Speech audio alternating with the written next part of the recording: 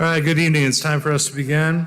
Thank you for being here tonight. It's the last night of the House to House, Heart to Heart School of Evangelism seminar with Rob Whitacre. So I'm going to let him start in just a second. Got just a couple of announcements to make.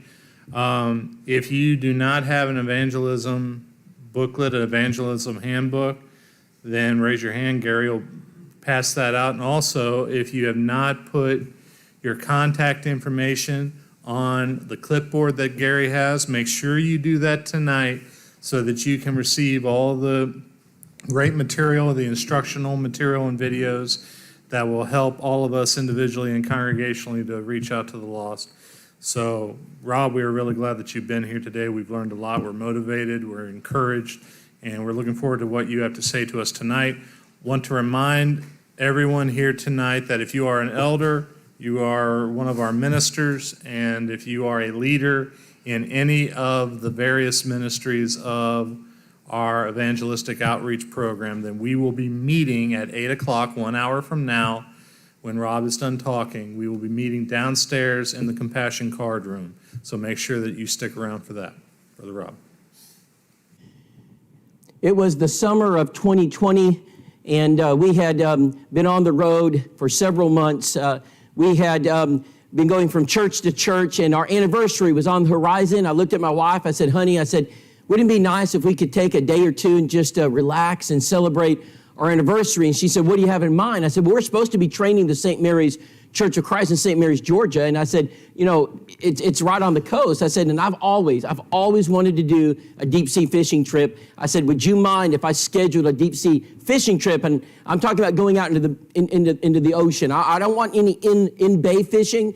And she said, I did that as a little girl. She said, why don't we do that as a family for our anniversary? I said, that sounds great. I said, so I called down to the preacher. We're in the midst of COVID. A lot of things are shut down.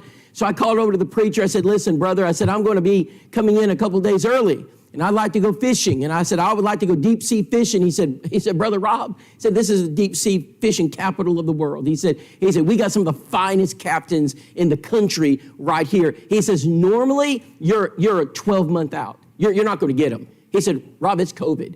He said, they have no business. He said, if you call them, I bet you they'll take you out.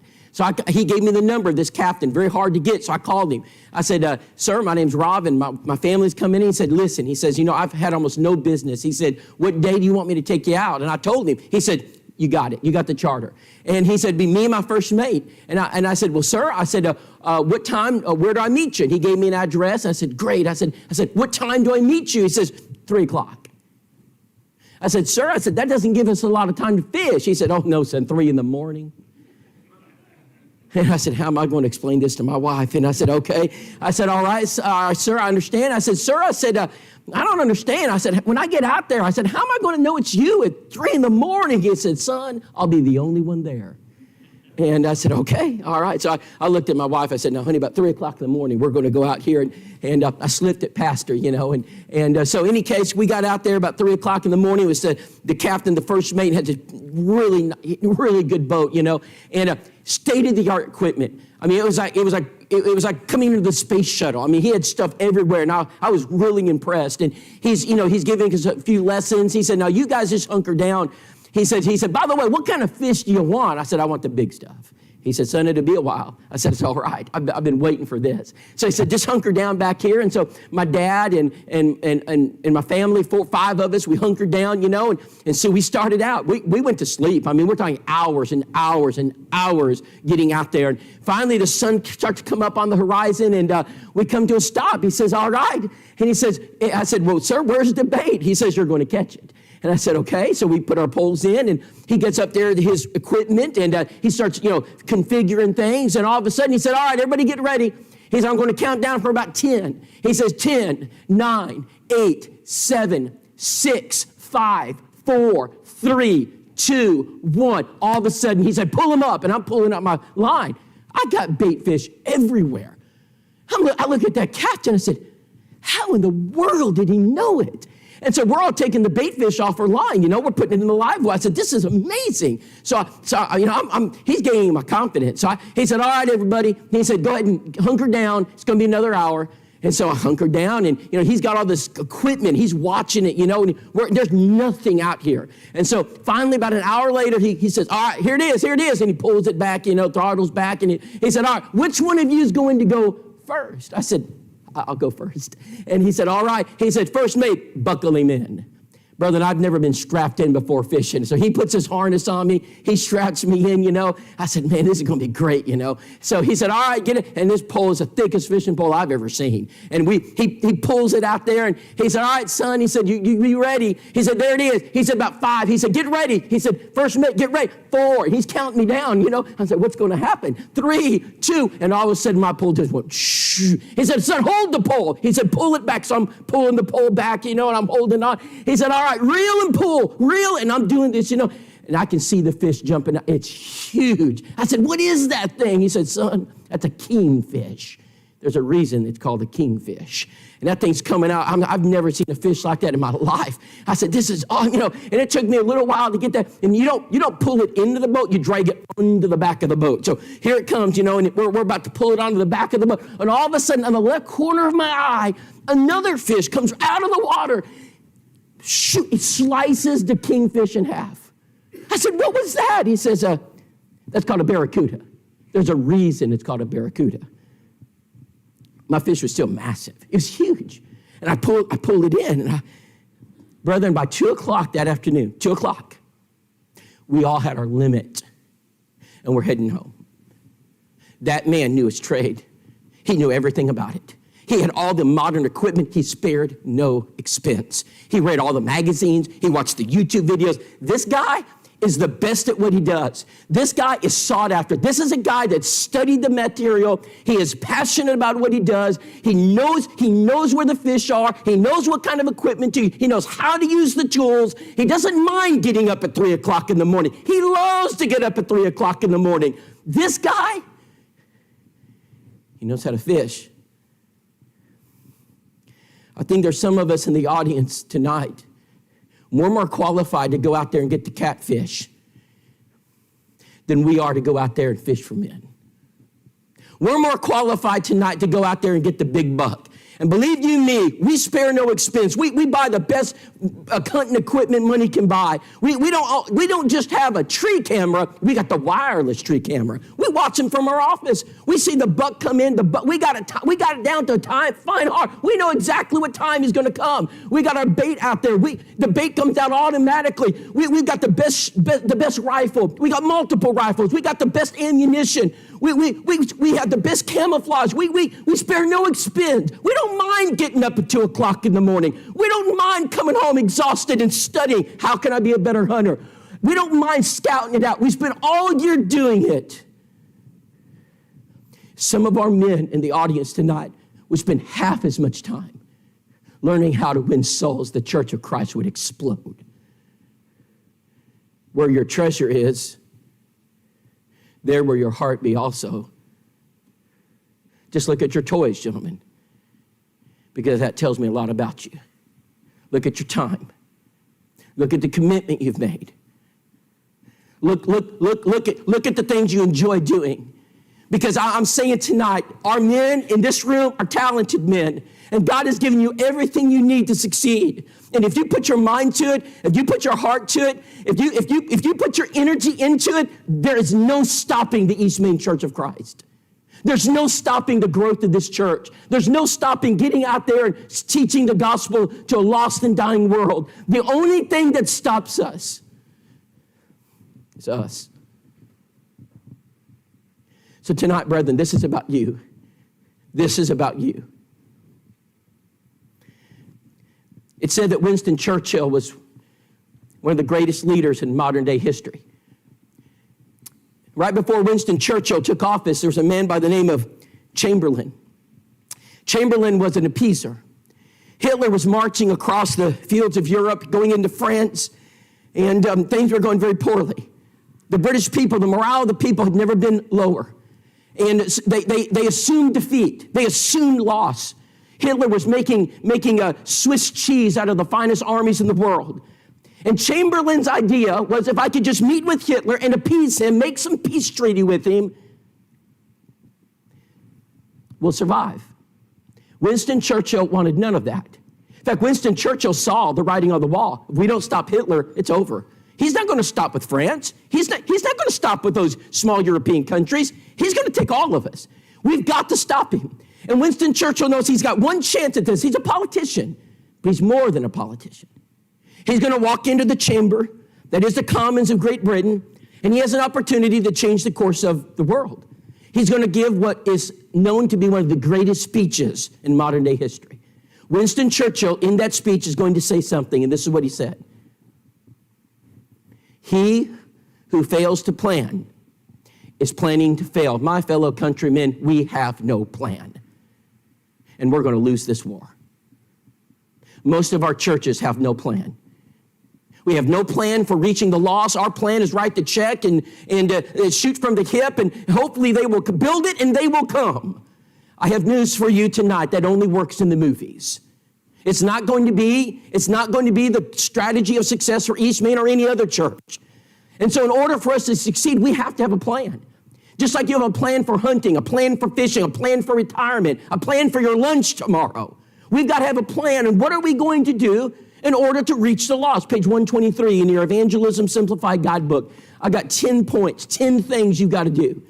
Some of them are very simple. They're so simple, you might ask, why did you even say it? Because we're not doing it. Because I find that these 10 things are not common. I find when I go to churches, it's rare that I find a church that has any of these things. In fact, they're batting 0 for 10. And so what we want to do is lay out what we call 10-step strategy or 10-step plan, just kind of give you a general overview. And then when I meet with the leadership tonight, we're going to talk about process. Because if you don't have a process for carrying out the plan is not very efficient. So let's go ahead and start with number 1.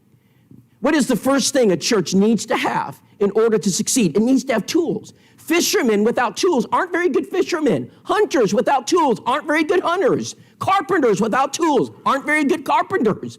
And so technicians without tools aren't good technicians. So you have to have tools. You have to have the tools in order to accomplish the task. So the very first thing you need to do is put Bibles into the hands of people. You know, we do that in India. We'll go out there and spend thousands, tens of thousands of dollars printing Bibles and hand them out. But what I'm finding in our churches is that a lot of our congregations don't have a simple thing like a Bible to give to people in their community. I'm talking for Bible studies. I'm talking a simple thing, just like a Bible that you can hand them because they don't have a Bible. It's amazing how many people today in our nation don't have Bibles. Then we need to equip our Christians with tools on how to teach the Bible, how to bring them through the Bible, like back to the Bible. Something simple, something that everybody can use, something that the average church member, you don't have to go to preaching school. You just have to be able to read. And if you can read, you can use it. Cliff Goodwin told me not long ago, he said, Rob, after you trained our congregation, he said, I'll tell you, I was surprised. He said, I was getting phone calls months after we trained the church. He said, I took the church through back to the Bible. I passed them out. We went through it Sunday morning. We took about 6 to 9 weeks. He said, it was a great study. He said, and everybody in the church had their copy. They had access to them. He said, here's what happened. I would get phone calls. And the phone calls I received were from our widow ladies. And they would call me and they say, hey, Cliff, I've been studying with my neighbor and she wants to be baptized. Can you help me? Never in my life, Rob, did I ever think that would happen. He said, we had more baptisms from our members than from me. I said, well, Cliff, that's wonderful. He says, more than wonderful. He said, Rob, I've never seen it before. What happened is he trained the church. See, when you train church members how to do something, they just might do it. If you train a church member and you know, don't sell them short. Don't say, well, I just don't know if they, you know, there are people right now at this congregation who will do a Bible study and you don't know it. You don't know who they are. There may be a widow, a widower, just a member coming, you know, they're faithful, but yet they can take a simple tool like back to the Bible and they can use it. If you don't give them the tool, they'll never use it. They can take tools like, does it matter? Believe the Bible. I believe the Bible is becoming ever more important for churches. Every week, I'm getting reports of people who have become Christians and they had to start with believe the Bible. Materials for bringers. Who are the bringers? People who are bringing contact with our tools that these individuals need. We're going to equip you. We're going to equip the entire church with the tools. Materials for teachers, new converts, for the community. The number one thing you got to do is equip the church. I find that churches have no problem being equipped to have their fellowship meal. We have our coffee pots, coffee stirrers, coffee maker, coffee creamer, coffee grinds. We have coffee cups, and we have, of course, the microwave, the oven, the refrigerator. We have paper plates, plastic spoons, plastic fork, plastic knives. We have tablecloths and tables. We have everything we need to open a soup kitchen.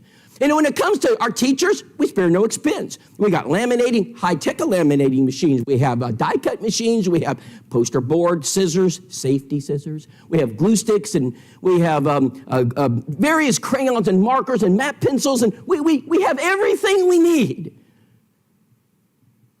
I walked into a church one time, and I was early, and it was an elder, and I just asked him, I said, brother, I said, I'd like to ask a question. And I said, I mean no offense by it. I'm just testing a theory. He said, well, go ahead, preacher. I said, where's your evangelism material?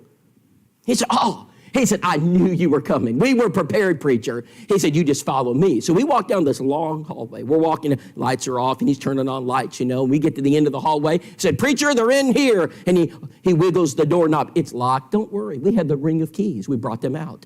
We must have had 20. We went through all the keys. We finally opened the door.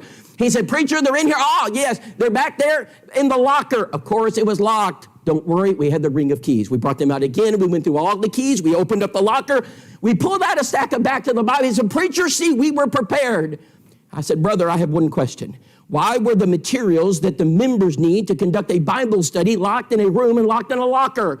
He looked at me, and this is his exact phrase. He said, well, Rob, we were afraid they might get them. But isn't that the point? Don't we want them to get them? We do not hide evangelism materials in the elder's office. We don't lock it away in the church library. Do you know what we do with them? We put them out where people can get them. We place them in highly visible places. We make sure our members have access to them. These aren't top secret documents. These are tools that our members need to have at the palm of their hands. We don't hide them in the coat closet.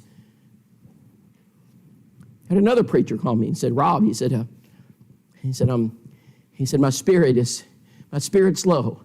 I said, David, what's wrong? He said, Rob, he said, after that seminar, I got the evangelism table set up. And I said, yes. I said, he said, Rob, I set it up just like we were, just like we talked about in the elders meeting.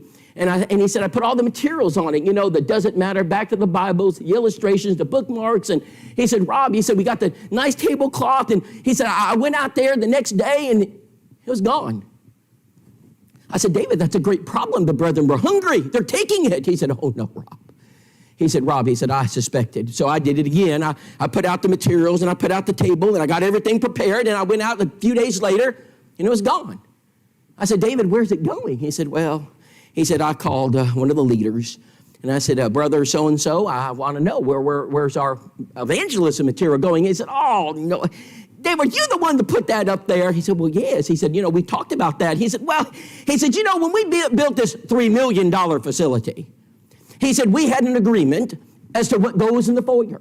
And now, David, you know that in order to put something in the foyer, we have to have agreement. And one of the ladies saw it, and she said, that is the gaudiest looking thing I've ever seen. It does not match the decor. And she complained, and of course, we don't need complaints at the church. And so we put it in the coat closet. The coat closet.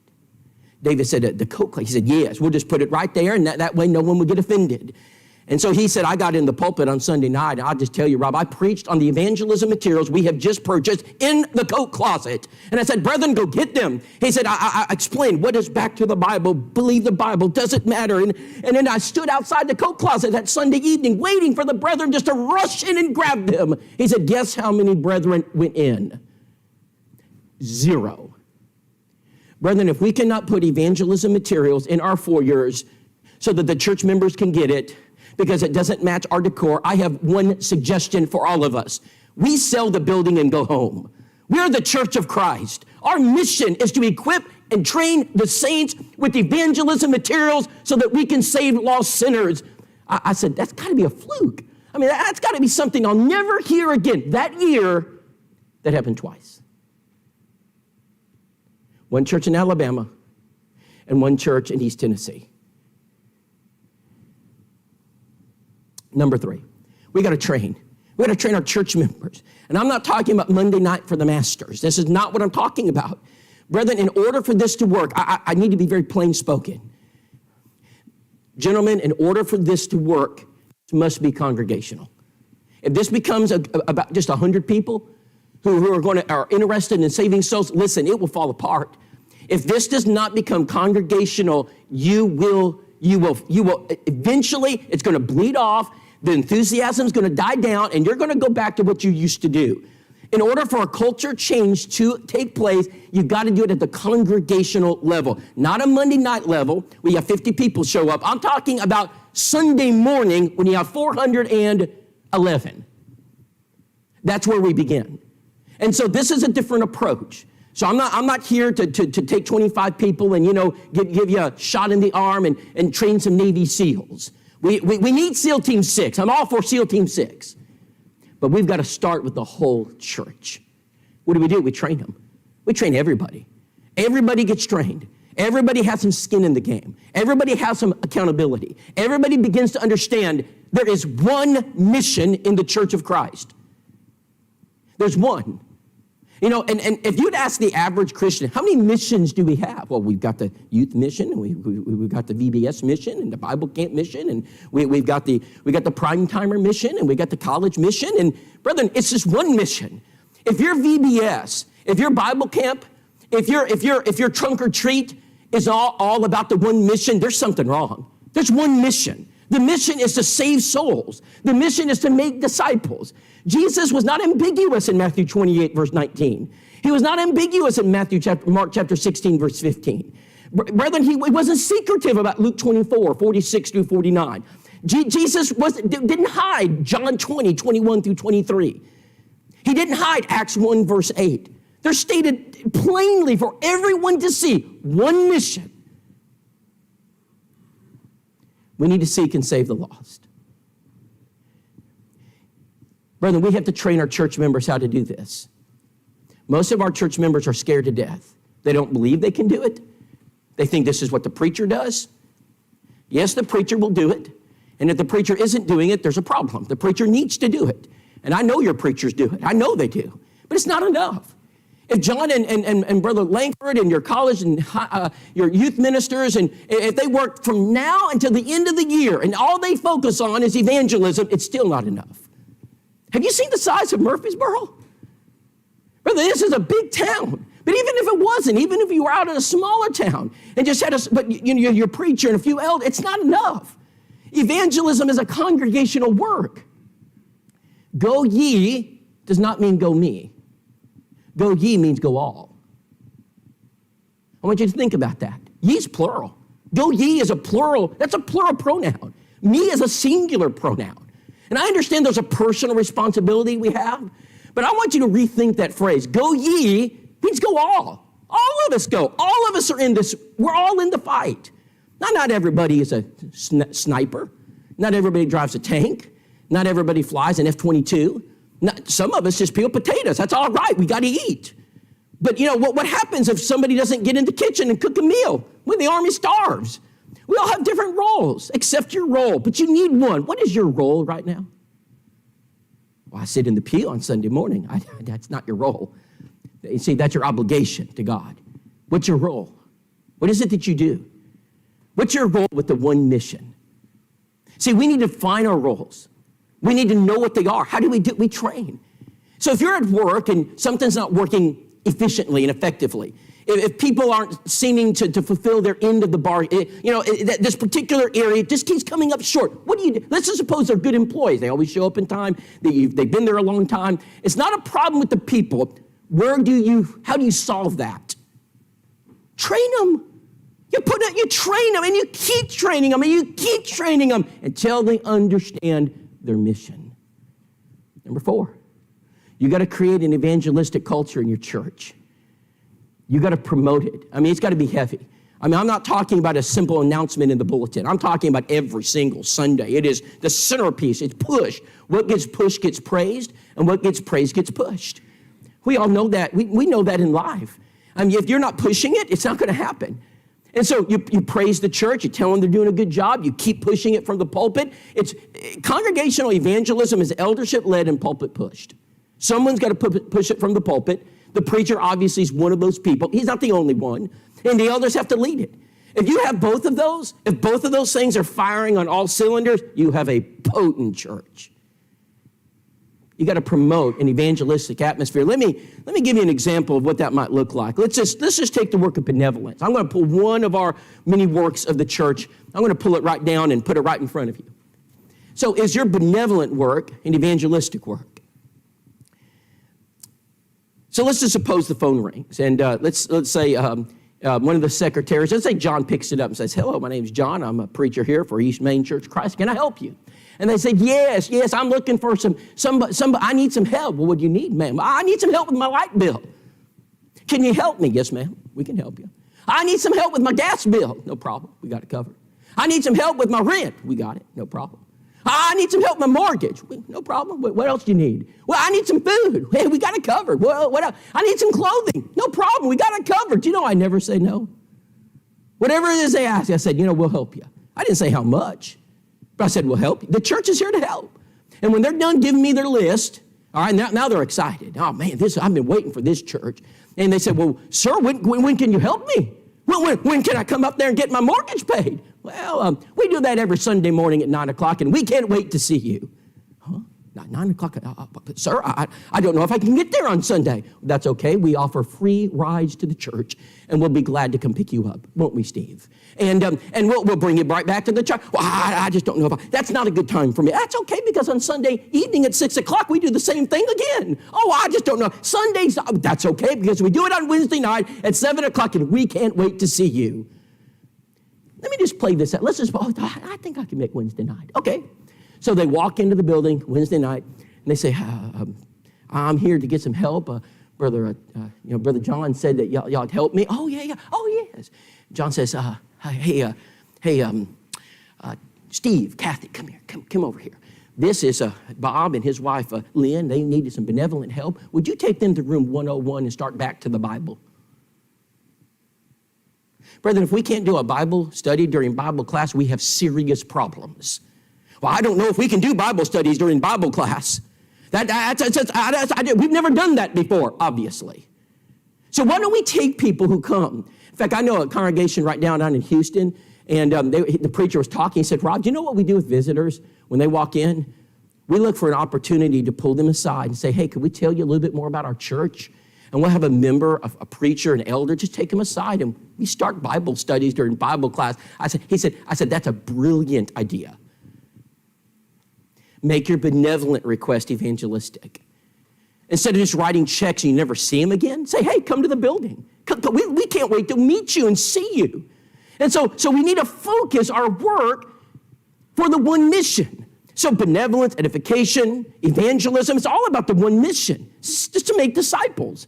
It's all about seeking the lost. So if you believe your benevolent program is that fulfills the mission, brethren, Jesus said the poor will always be with you. You will not solve world poverty here at East Main. You're not even going to solve Murfreesboro poverty. Our mission is not to feed the poor. Now, I'm not saying don't feed them. Jesus was compassionate, but why did he feed them? So he could solve a deeper problem. It's hard to teach a hungry man. So in Acts chapter 3, when Peter and John heed the lame man's plea, what did they do? They preached. When Jesus fed the 5,000, what did he do? He preached. When Jesus fed the 4,000, what did he do? He preached. When we pay the light bill, we never see him again. So we got to connect them to the mission. So if we're just doing benevolence to do benevolence, if we're just offering community services to offer community services, what difference is there between us and the Lions Club? Brethren, you are not the Goodwill. This is not the local Salvation Army. This is the Church of Christ. Don't forget your mission. Don't forget there's a purpose behind all that. It's one mission. Just one. A lot of churches doing a lot of good work. They have backpack drives, teacher supplies, turkey giveaways, winter coat drives, and vouchers, and blessing boxes. And we even have churches like Willette that built a building just for benevolence. That's the purpose of the building. And they come Tuesday. Tuesday at 7 o'clock or 8 o'clock, they start coming in. Till 1 o'clock, they just keep coming in.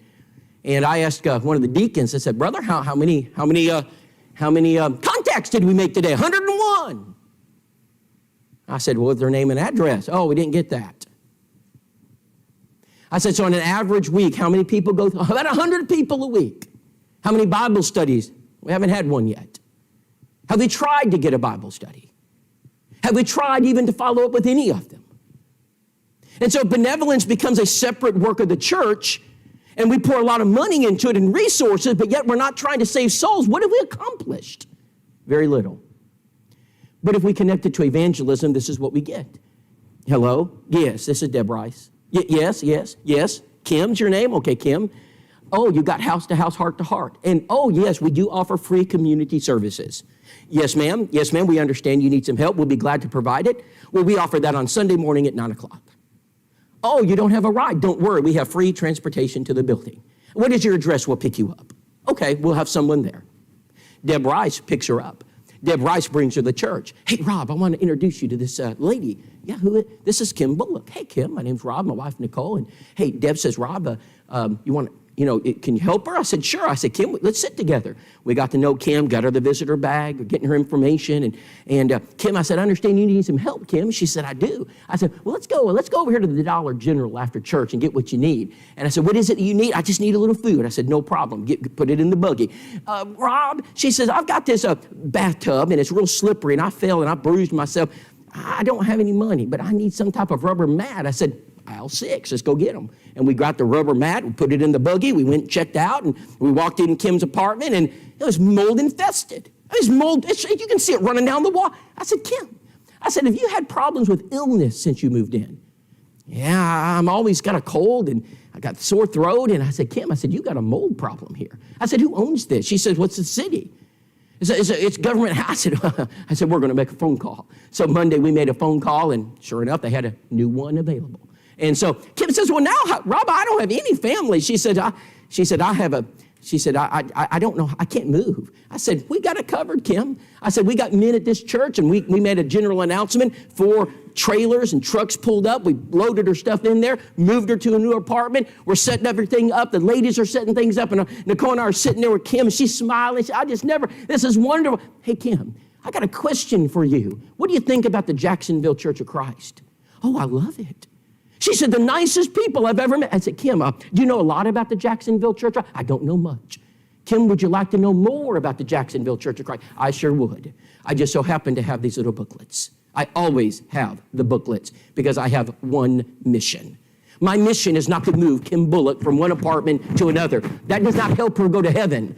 If you do not do the Bible study, what you have done is you have done a good work, and the Rotary Club is going to give you a blue ribbon, but in the Church of Christ, that's not what we're trying to do. What we're trying to do is prospect contacts so that we can do Bible studies. Brethren, cards are not the end of the road.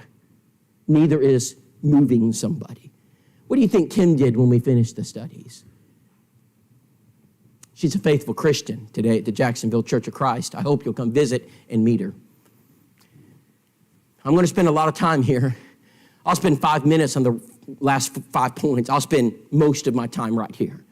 Because, brethren, if you don't get this right, nothing else matters. This is it. This is the most important part of evangelism, and it's taken me most of my preaching life to realize that. Brethren, evangelism is about people. And if you sit in your office all day long, you sit in your house and you don't go meet people, you will not achieve success. Doesn't matter if you're a preacher, doesn't matter if you're in management, it doesn't matter who you are. You know, if you own a lawn care business and you never meet people, you don't have a lawn care business. How do you develop a lawn care business? Door to door. You go meet people. How do you develop anything in life? Relationships. You got to know people. One of the things we're struggling with right now in our churches is that we are more isolated than we have ever been in my lifetime. We're isolated. And Jesus did not teach that. He taught you to be insulated from sin, but not isolated from the sinner. But we are so isolated from people that we're struggling to reach out to sinners because we don't know them. I mean, literally, think about what's going on right now in our society. Literally, you can go all week and not see a sinner. You can pull up to the Walmart and they'll bring it to spot number 7 and you don't even have to get out of the car. And you can go to the grocery store and you can pull into park number 3 and they bring it and they even put it in your vehicle. You don't even have to say hello. No tips even. You put it on. The tip goes on the app. And then you can go up to the Sonic and hit stall 5 and they bring it to you. Then you can go to the Chick-fil-A and wait for them to bring it to you. Brethren, you never have to even talk to a sinner. And then here's what our Christians tell. Oh, Rob, it's so wonderful just to be surrounded by Christians all the time. I didn't have to see any of those sinful people. And it's so wonderful. Now, how many sinners are you going to reach? 0. 0. We have no contacts. I have churches, and I feel called today. I started early this morning. I literally was answering calls from churches until I left to go to Applebee's with your elders. It was all day long. I took a short break for lunch, and it's one right after another. Elders, Rob, how we're struggling with evangelism, and what can we do? I asked the same question. I wish somehow I could get this message out. But I always ask the same question. Here it is. You ready? How many contacts do you have? Well, what do you mean? I said, I just want to know how many contacts you have. Oh, we had one. We had one on Sunday. You're never going to make it. If Walmart has one contact, they go bankrupt. If the Navy recruiter has one contact, they lose their rank. They're going to replace you. You got to have more than one contact. Well, where do we find them? So we're struggling now in churches just to get contact. We don't have them. So we're not trying to convert you. We need contacts. We need people. So our school, one of the things that we really focus on is helping churches learn how to develop contacts. Now, I'm going to give you just a few. I'm going to hold back my golden ticket for your elders in the meeting tonight. And I think you'll hear about it, very soon. And I mean it's a golden ticket. But I'm going to give you some others. Number 1, here it is. Properly use house to house, heart to heart. So I'm sitting on my computer today, and a guy, he sends me an email, and he's angry. I can tell by his email. I mean, he's upset. He's upset. And he's upset because I've used house to house for 2 years and we've got only one person and he's going. And so here's what I have to do. I've got to walk you back a little bit. And just like any tool, I got to find out if you know how to use it. Brethren, I know a fishing pole works if you use it right. I mean, I know it works. It's been working for forever. I know things work I know this works. So I got to find out why isn't it working. Question number 1. So I get home at 6 o'clock. I see house to house laying on my table, and I see a phone number. And I said, you know what? I've had a terrible week. My marriage is on the rocks. I don't know what's going on with my teenage son. You know what? When I was growing up, I got to get my family to church. East Main Church of Christ. Let me call that East Main Church of Christ. So I'm going to call the number. What am I going to get? Most of our churches, when you call that number, you get nobody. You don't get a human being. I mean, you know why I know that? Because I try to get churches using those numbers. And I call them. I call them at 1 o'clock, 5 o'clock, Monday, Tuesday, Thursday, Saturday, and I can never get them. If you own a business and you put a number out and no one can ever get you, how long do you stay in business? So the basic things like that. So we have to train people, how do you use house to house? Number 1, your contact information better be accurate. It better get a human being. It better not get the church office. It's only manned from 8 to 5, Tuesday, Wednesday, and Thursday. It better get someone that's at 7 o'clock in the evening, they're having a bad day, and someone picks up the phone. The website better work. The email. I email churches. Sometimes I test it. I didn't test this church, but sometimes I do. I'll test the church before I say, my name is Rob Whitacre, test email, just confirm you got it. Week 1, nothing. Week 2, nothing. Week 3, nothing. On week 4, I get a reply. Week 4. So basic things. I'm going to go over this in more detail. I'm trying to help us understand that if you're going to have tools, you must use them correctly. You know that at work. We all know this. Inside, house to house, heart to heart, there are offers that are made. Offers for free things. Let me give you an example of what happens when you do it right. I walk into the church building and I look over to the back left-hand side of the auditorium and there's this lady and she's sitting in the pew and I don't know her. I've been gone 3 weeks. So I walked up to Alan Webster and I said, hey, Alan, do you know who that is? He said, nope. He said, Rob, that's a visitor. I said, yes. So I moved in behind her and I just sat down. I'm waiting. Closing prayer. She stands up. Hello, my name's Rob. My name's Ellen. I said, well, Ellen, we're glad you're here. Are you visiting this morning? She says, yes, sir, I'm visiting. I said, are you from the community? Just live down the road. I said, well, great. I said, Ellen, did you enjoy the service? I did. She said, I like your preacher. I said, what do you like about him? He loves the Bible. I said, he loves the Bible. We love the Bible here, Ellen. And I said, well, Ellen, I said, we're really glad you're here. I said, Ellen, are you by yourself? Well, no. Well, my husband got sick on the way. I had to take him back home. But do you have a Sunday evening service? I said, we just so happen to have one. I said, yes, 6 o'clock. She said, you know what? I'm going to bring him back. I said, you know what? I'd love for you to meet my wife. She's visiting her mom this morning, and she'll be back tonight. Hello? Yes, honey? Honey, I need you to come home now. But I was going to spend 2 days up here. No, honey, I need you now. I said, we've got a Bible study. It's just we're this close. And Nicole knows when I say that. So she comes on back. She comes on back home. And Sunday night we're saying, here comes Ellen. I'm sure glad she came. She walks in the back the pew and sat down. And next to her is her husband. So we walked over there and I said, Ellen's my wife, Nicole. And she said, well, hello. And Nicole said, hey, Ellen. And this is my husband, Perry. Perry, nice to meet you. My name's Rob. And we're just talking, and just finding out a little bit more about, hey, Perry, do you like to eat? He says, yes. I said, what's your favorite restaurant in Jacksonville? Well, I like Afina's. Can't go very often, kind of pricey. I said, yeah. I said, our guest, let's go to Afina's tonight. Really? I said, sure. Well, let's just go.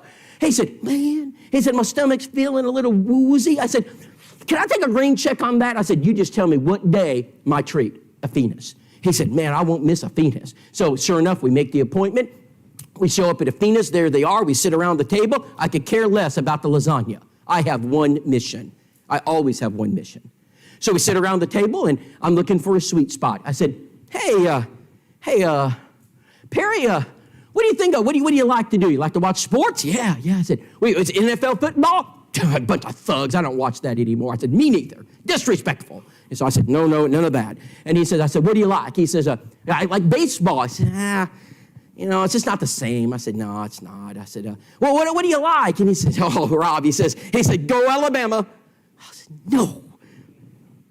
Go Alabama. If I've got to like Alabama football to get a Bible study, so be it. I don't care. I don't care who it is. And I said, Nick Saban's a good coach. He said, yeah, man. He said, oh, Nick Saban, And I said, man, Perry, you've had a terrible year this year. He said, I know. We didn't make the championship. It was about a year and a half ago. It was Clemson and LSU. Alabama didn't make it. That's a bad year. And so I said, Perry, I said, you know what? Tomorrow is the championship game with LSU and Clemson. It is. You're going to watch it? Oh, yes. Oh.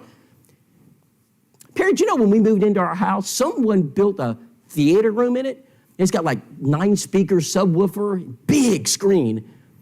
I said, how would you like to come over? We just so happen to be having a football party tomorrow. What was that? That was my wife kicking me. She didn't know about it. And I said, we're having a football party tomorrow. We have, we're going to wrap the hot dogs or with pigs in a blanket. And we're going to have the sausage balls. And we're going to have the chips and dip and all the cheese trays. And I said, why don't y'all come over and watch it with us? Really?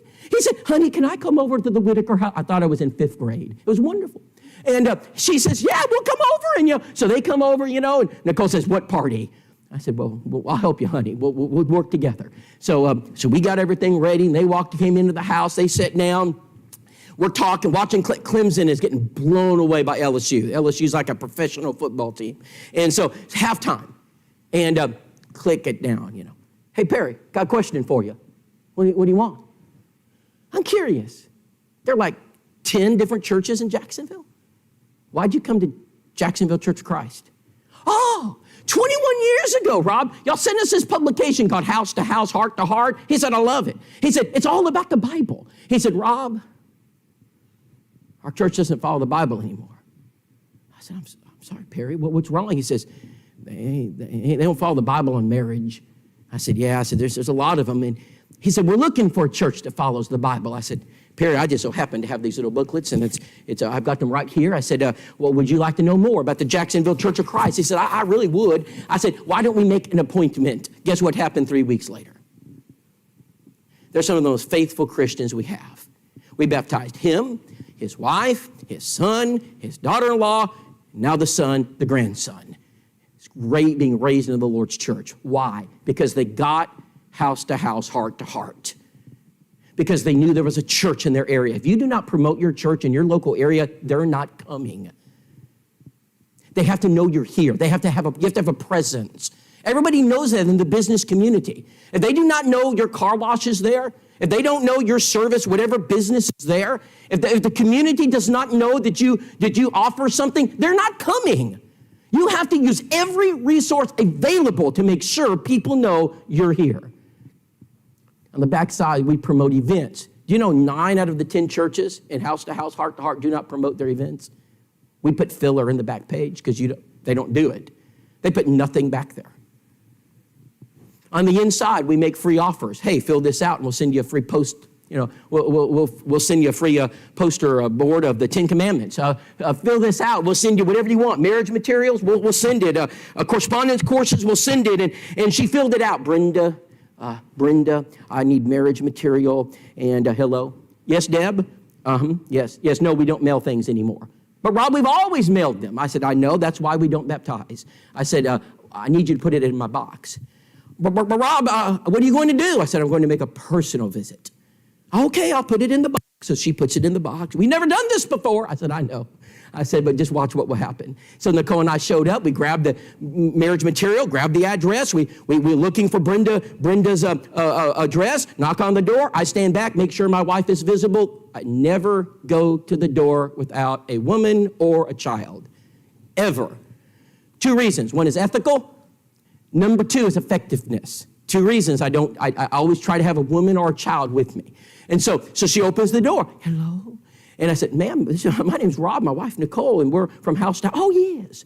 And you requested marriage. Oh, I did. Ma'am, have you just got married? I did. I did about a month ago. I said, well, congratulations, Brenda. And I said, we're so glad that we're so glad that you requested. And she said, well, sir, she says, why did you mail this stuff to me? I said, well, we wanted to meet you in person. She said, well, that's really nice. I said, take time out of your day. I said, yes. I said, well, Brenda, when did you move here? Well, about a month ago. And I said, well, wonderful. And I said, Brenda, she said, well, wait, sir. She said, I got another question for you. I said, what do you got? She said, do you have a church here you go to? I said, yes, the Jacksonville Church of Christ, right across the street from Jacksonville State University. We're right. Oh, yeah, she said, sir, I got another question for you. I said, yes, ma'am. She said, do you know anything about the Bible? Oh, just a little bit. And she said, good, because my husband knows nothing about the Bible. Jackson, get in here. That man's been on the couch ever since he came home. I don't know what he does all day. Get over here. These people have come to see you. So he gets off the couch. I'm watching him. He gets off the couch. He's doing this here. He comes up and he walks over to the door. He's doing this, You can tell he's worked all day long. And she says, we are going to teach you the Bible. You could have blown me over. And I said, ma'am, when would you like to begin? She says, what about tomorrow? I said, sounds good to me. Nicole will make chocolate chip cookies. I always eat. And we sat down. Guess how long it took? We baptized her. We baptized him. We baptized her brother. We baptized her sister. We baptized her cousin. We baptized her cousin's daughter. And we just kept baptizing. What happens if we would have mailed it?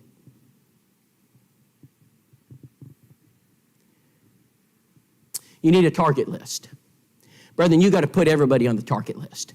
So you can send out house to house, heart to heart digitally. I mean, it's free. So if they're not in your target area, that is the mailing area, everybody should be signed up. Every visitor that comes in should be put on the list. Everybody you meet, people you know, friends, you ought to make a massive target list. And so this is free. We'll mail a digital copy, email a digital copy to everyone on the list you make. We make a target list. And then we're going to do an annual door knocking day. Now this is October 8th. And y'all have heard about the annual door knocking day. Every year we do the annual door knocking day, we have baptisms. On the day we door knock, which is not what we expect. We expect it to take weeks to get there. And so this is going to be actually the 3rd annual door knocking day. And what do? We give you have materials, training, videos. Brother, in our school, we have actually videoed what you do at the door. Can I show you what you don't do? This is what you don't do. My name's Rob, my wife Nicole, and we're having a gospel meeting with Glenn Colley. We'd like to have you come. How effective is that? How many people come? My name's Rob. This is my wife, Nicole. We got John DeBerry coming. We love you. He was a state assemblyman. He works for the governor now. I mean, he is a great speaker. We can't wait to see you. How many are coming? They don't care. You're not coming. Now, what if you did this? My name's Rob. This is my wife, Nicole. Man, that's a great American flag you got on the house. I love the patriotism. We need more patriotism in our country. And man, you're right. You're right. I said, I noticed your neighbor has one. Yeah, that's my friend over there. And I said, man, I love my country. I do too. And sir, we got an inflation problem in this country. I said, we do. And have you seen the price of eggs and gas? And I said, man, our country's struggling right now. And have you ever seen it like this before? And I've never seen it like this before in my life. And I said, what do you think the problem is right now in our country? And let him talk, whatever it is. We're not going to have a political conversation. Don't go there. And so just whatever it is, let him get it out. And have I even introduced myself yet? Do they know why I'm there? Because if you have a 3 to 5 minute conversation at the door, do you know what your odds of success do? They go from about 1% to 35. I didn't make that number up. I have numbers to prove it. For 2 years, I've kept door knocking numbers. I've done 4 campaigns in this nation. The first campaign we did in Rome, Georgia, we had a 35% success rate doing that. Then we did another campaign, we had a 33% success rate. Then we did another campaign, we had a 31% success rate. Then we did another one, we had a 36% success rate. You know what success is at door knocking? We don't even know what success is. Oh, that's a baptism. That's not success. Did you propose to your wife on the first date?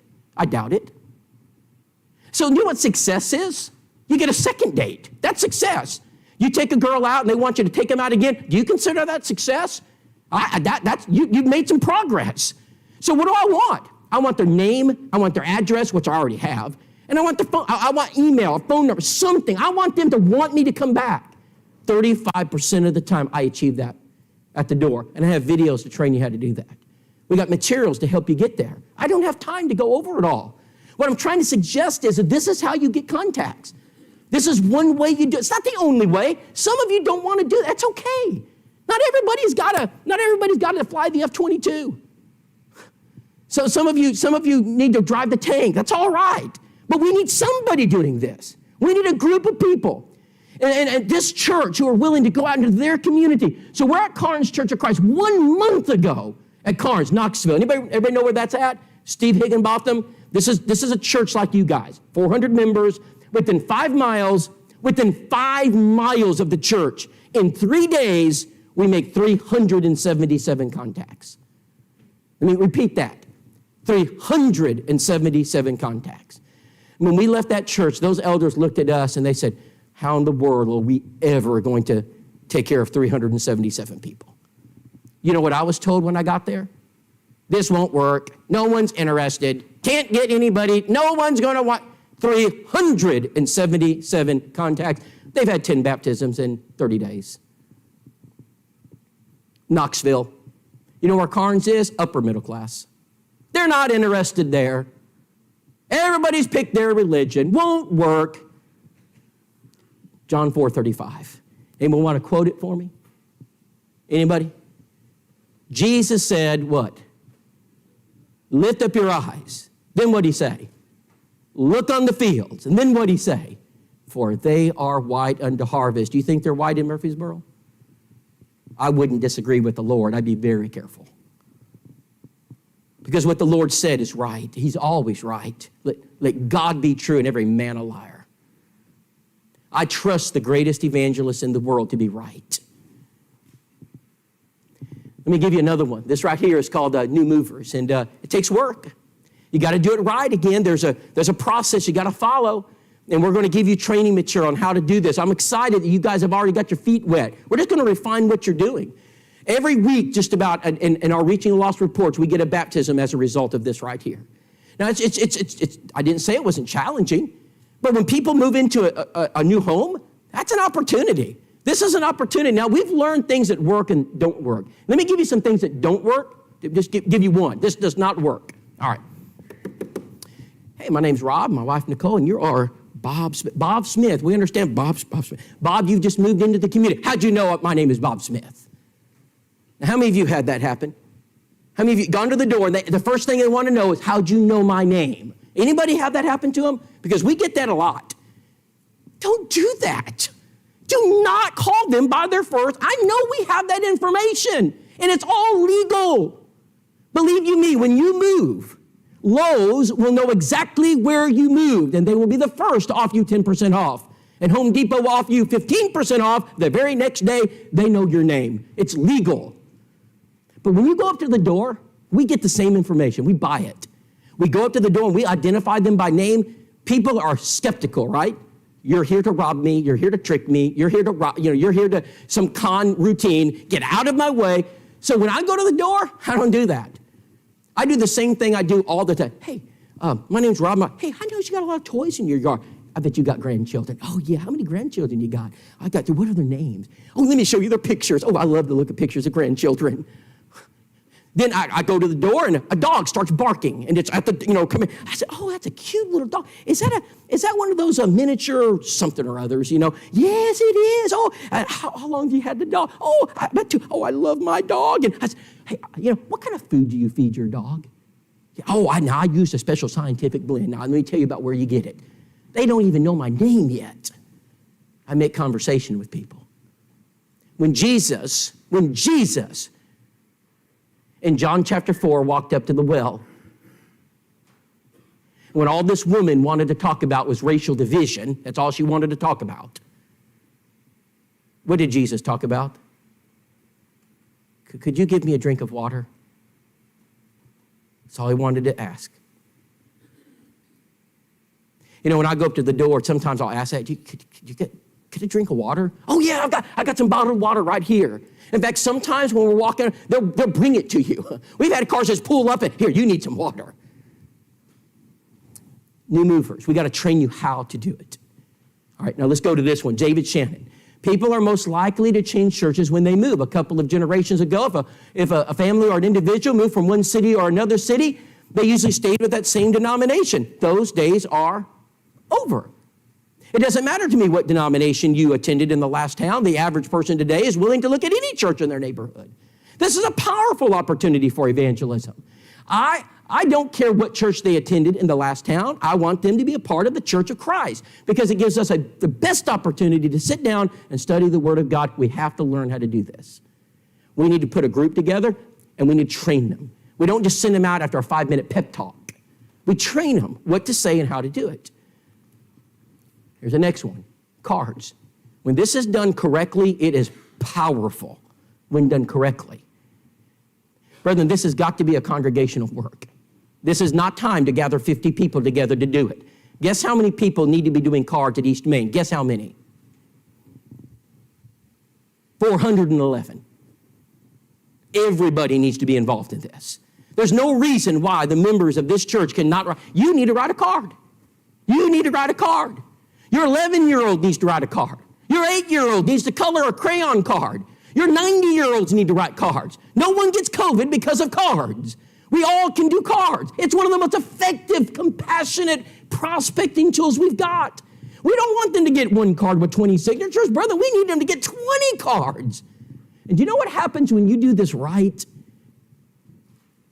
You know what happens when you get the church involved in this? When that person comes forward and that 90-year-old is sent a card and that 11-year-old is sent a card and they're baptized, do you know what that does to the morale of the church? Yes, not everybody's going to lead a Bible study. I get that. Not everybody's going to do door knocking. I understand that. Not everybody's going to get involved in the benevolent work, and you can't. But everybody can send a card. Everybody goes to basic training. Everybody gets a rifle. Everybody gets a canteen. Everybody gets the rations, the boots, the socks. Sometimes there are some things that everybody does. We've got to find those areas to involve the whole church. Her name's Bettina. When we walked into her apartment, she had cards all over the place. And we're just getting to know Bettina. And we're taking food to her. I can still remember that old chair she was sitting in. That's her new chair. It was broken down, didn't have a back on it, and she's on oxygen, She's humped over like this. I said, Bettina, I said, that chair is broken. I know. She said, I can't go get another one. I said, I'll tell you what, Nicole and Hannah will visit. I'll be right back. I just got in my car, and Jared and I took off, went to the Big Lots. You know Big Lots sells furniture? I didn't know that. Nicole told me. She's go to Big Lots. So I got the Big Lots, and we got our chair. She said, what's this? I said, it's your new chair. What I paid for? I said, didn't ask for that. Just said, you could take your chair. And she slept in it. She slept in it every night. She never went back to her bedroom. She loves her chair. And so now she has no problems breathing. And so members of the church are just flood. She's going to church. They're flooding her with cards. You see her holding them. Do you think they made a difference? And we're just sitting there talking. Bettina, I got a question. Guess what I'm going to ask? Anybody? You know what I'm going to ask? What do you think about the Jacksonville Church of Christ? What do you think she said? Anybody? Love it. Love it. Meanest people I've ever met. No. I love this church. Bettina, do you know a lot about the Jacksonville Church of Christ? Not a lot. Bettina, would you like to know more about the Jacksonville Church of Christ? Yes. What do you think I'm going to say? Anybody? Everybody? What am I going to say? I just so happen to have these little booklets. What's going to happen when we finish with the studies? Somebody called me today, said this same person who was upset. He writes me back after I tell him about how to use house to house. He says, I want numbers. He said, I don't want your sales pitch. This is what he told me. I said, okay. So I wrote back, I said, here are the 17 people we baptized at Jacksonville last year using house to house, heart to heart, and I listed them by name. I'm a result-oriented person, and I hope you are too. I'm not here to waste your time. Brethren, this works. If you do this stuff, it works. This is what you get. We finished the study with Bettina, and we're taking her to the baptistry. There's no question of what was going to happen. Brethren, I baptized Bettina the first day I met her, right here. Some of you lose the battle here, and that's why you never get them to the baptistry. I baptize everybody I meet here. When I meet you, I'm looking for a way to get you to the baptistry. I will get you there. It's just a matter of time before I get you there. It may take me 10 years, like Bruce Bartley. I'll get you there. You can't convert Bruce Bartley, Rob. His dad's a Baptist preacher. Oh, we'll do it. Just give me time. May take me 10 years, but I'll get to him. It's hard to say no to God. Eventually, God will wear you down. I'm very persistent. I never give up. I'm very intentional about it. I'll get the big buck. I might not get it the first year, but I will get it. When I put my mind on something, I will achieve. How many of you believe that? How many of you believe that if you put your mind to something and you work hard, you can achieve it? Anybody in this room believe like that? Why don't we believe like that here? Gentlemen, it is time for the men of the Church of Christ to stand and be counted. We need men to stand and rise in the church. And we need you to fight as hard for God as you do for everything else. Harder. You are a soldier in the army of Christ. We need to learn how to treat visitors. They're your number one contact. They're called hot contacts. They sit in your pews. We need a strategy of what to do when they walk in the door. And we're going to give you that strategy, and it's a guarantee. I will guarantee if you'll follow the strategy that we're going to give you, it will produce. You have to have a gift. You have to have 6 or 8 families trained on what to do. Guess what the one thing you shouldn't do when visitors walk in the church building? What's the one thing they don't want? They do not want Gabby gossip gathering around the foyer, giving them Bible trivia questions. Where are you from? You married? Divorced? How many children? Let me tell you about this. No, we don't need Mr. Grumpy greeting them at the door. We need Mr. Smiley to escort them into the auditorium. And then we need, maybe Sam and Lori to sit next to him. Hey, are you visiting today? Yeah. Well, my name's Sam. My wife, Lori. We've been members here for how long, Sam? Okay, how long? 20 years. Oh, nice. Where y'all live? We just live down the road over here about 5 miles. Oh, wonderful. Well, man, we're glad you're, my wife's got something she wants to give you. We're going to give her a visitor back. Then we're just going to talk. Hey, by the way, we're a card-sending church. Could we get your contact information? And we're going to write it down. You know what the number one thing a visitor wants when they walk in a church building? Number one, Pew Research Center. They did it. They did the study. They ask the questions. What's the number one thing a visitor wants when you walk in? Here's what it is. Now, it's not what you think. Because they want a warm, friendly greeting. It's not. They want to know where the bathroom. No. You know what the number one, what is it, Brad? What's the number one thing a visitor wants? Sit down. They want to take a seat. I walked into your church building. That's not easy to do. I got lost. So your greeters have got to take them into the auditorium and sit down. That's what a greeter does. Take them in, sit down. Just sit down. Now what is your next job? Get contact information. Now what's your next job? Sam looks at, hey, my wife and I just happen to be going out to eat. What's your favorite food? I like steak, so do I. I like seafood, so do I. Whatever they, hey, would you like to go to Red Lobster? Want to go to Longhorn? It's our treat. How many of you at work ever go on lunch meals? Anybody here ever go on a lunch meal at work? Why do you do that? Why? Why do you do lunch meals? Yes, fellowship. Do you ever get anything done at a lunch meal? Probably more than a board meeting.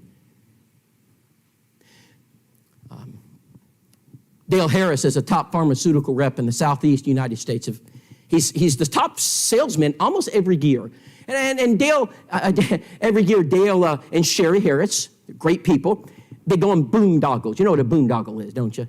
That means they send them to Australia, Hawaii, good job, Dale, you sold $1 million, I said, Dale, I'm sitting there with him. Dale, how is it that you're always the top pharmaceutical rep in the Southeast for McKinsey? I think that's the name, McKinsey. Well, Rob, I'll tell you. He says, I take him out to eat. You don't try to sell a doctor pharmaceuticals at the, have you seen what a doctor's office looks like? You're not going to get their attention. You take him out to eat. He said, and I can take him out to eat and I'll sell everything I got. I said, that's all you do? Yeah. And don't talk about medicine. Talk about hunting, fishing, outdoors, football. Talk about anything but, and at the end, hey, what is it you wanted to sell me? I'll just tell my secretary, she'll write it up. He's the top pharmacist. So I'm with another, I'm reading an article, and I read the top dealership in the United States. They're the top dealership every year. And I think this was in Consumer Reports or one of those economic magazines. And here's the question. How are you always the top dealership in the United States? This is the answer. One word, cards. Then he goes on to explain. He said, we have a team of about 8 ladies in the back room. All they do is write cards all day long. Personal cards. How is it that Ford Motor Company understands that and we don't? How is it that McKinsey gets it and we don't? The same thing works here. We just have to do it. Cameron and Lindsay, they sit down, and I got to tell you the story. This is too good. So I've been gone 4 weeks, and this couple, they're sitting right back here where you are, sir, right here. All right. So I'm yes. So Keith Ritchie's our new preacher. The reason I remember this is Keith Ritchie's first Sunday as our new preacher. Alan has stepped down.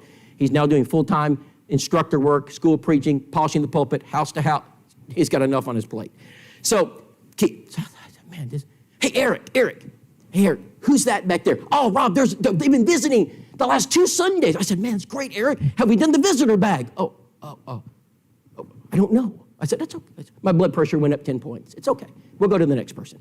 Hey, who's that right there? And they said, oh, Rob, that's a visitor. Yes, have we introduced ourselves? Who are, do we got the contact card? Oh, well, why don't we have the contact card? Well, Rob, we were waiting for you. Now my blood pressure has gone up 20 points. All right, I said, this is not good. So I just grabbed it. At this time, I'm visibly probably upset. I grabbed the visitor bag. I just walked up. I said, sir, my name's Rob. Oh, Cameron. My wife, Lindsay, my little girl, and I said, okay. I said, hey, glad you're here. Are y'all visiting? Yeah, well, we've been here a couple weeks. Haven't seen you before. I said, I've been out of town. I said, you guys live locally? Yeah. I said, we got a gift for you guys. Oh, that's nice. And by the way, we're a card-sending church. I'd like to send you some cards. Well, sure. I said, can I get your information? Yeah, I got you. So I write down the information. My wife, we're sitting with them, talking to them. I just kind of move out. And, hey, Keith, right there, visitor. Keith doesn't know a member from a visitor. First son. And he said, Keith's been through our school twice. You can go through our school personally and graduate. He's done it twice. And so Keith looks up there, and he said, Rob, I know what to do. Give me the card. He walks up to him, spends 5 minutes talking after services. They're out to eat. That same afternoon, he calls me. He says, oh, by the way, Bible study set up Tuesday, 3 o'clock. 3 weeks later, guess what happens to both of them?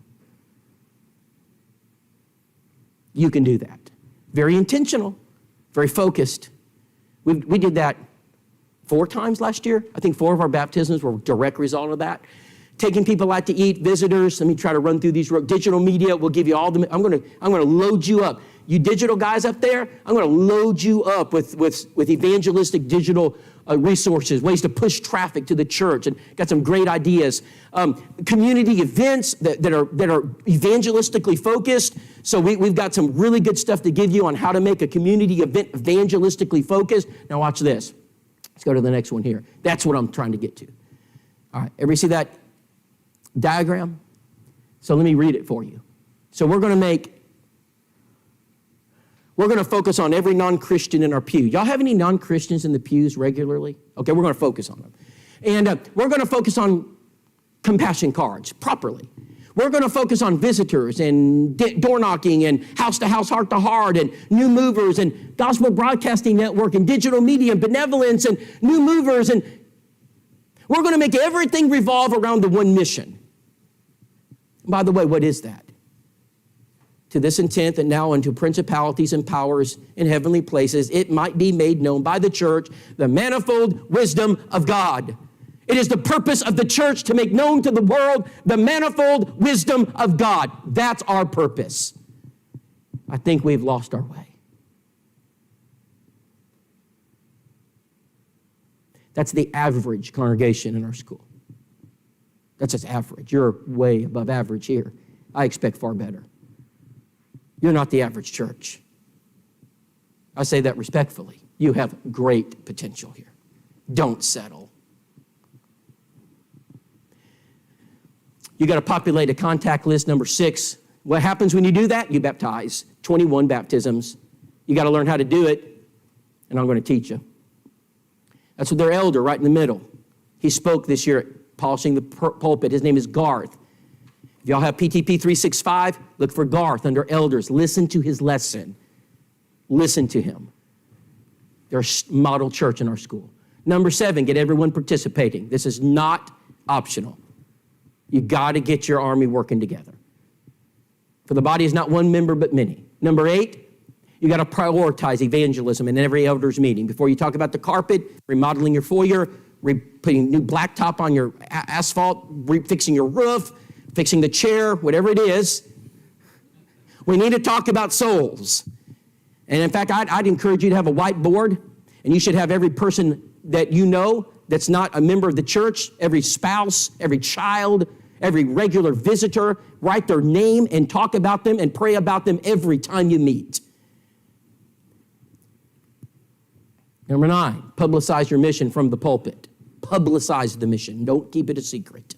And lastly, pray about evangelism.